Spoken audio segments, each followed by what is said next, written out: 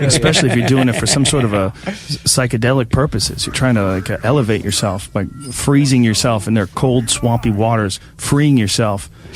If you're embarking on a journey of personal shamanism on royal territory, yeah, your life's in your hands. Your life could shrivel up as quickly as my sex organs did in that particular predicament. It's definitely an added element. Yeah, it is. You have to consider it. It's not a place to go for pride. But as soon as I was sort of submerged in it, that's what, like, you know, that's because even though it is just, in this case, just an example of me, a man simply jumping in a cold lake, and I do have a tendency to over-poeticise the mundane experiences of my everyday life, but why not? What else are we going to do while we're here? It did make me think we are living on narrow lines, narrow train tracks of existence, never to have heard myself go, oh, God! An animal noise.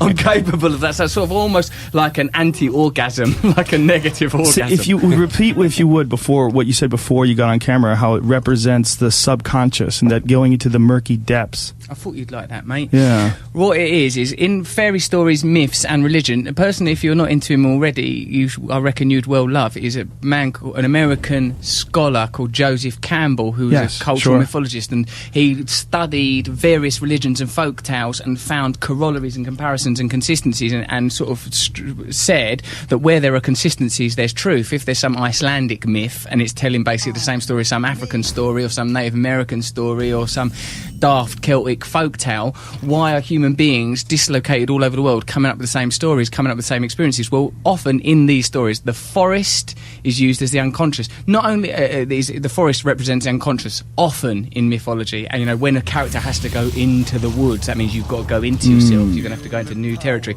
And also under the water, similarly, also represents unconsciousness. And what's interesting about it all, Joe, is like not only ancient mythologies and old stories, but also personal dreams. If you yourself have a dream, like this is where the work of Joseph Campbell intersects with the work of Carl Jung, that dude.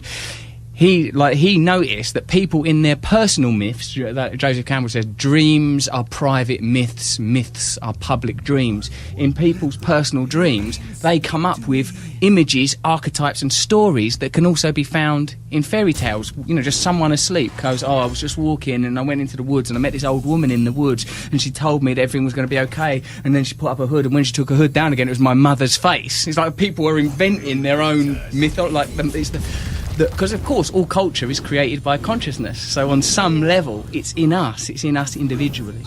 Yeah, Joseph Campbell's work is amazing, and when you do look at all the different stories and how they coincide and how many similarities they share, it is really interesting to see what are people trying to accomplish with these archetypes. Like, what are they trying to sort out? Because it seems like that has to be something. Is lessons passed down to children, lessons passed down to other people so they can learn things without having to experience the woods themselves.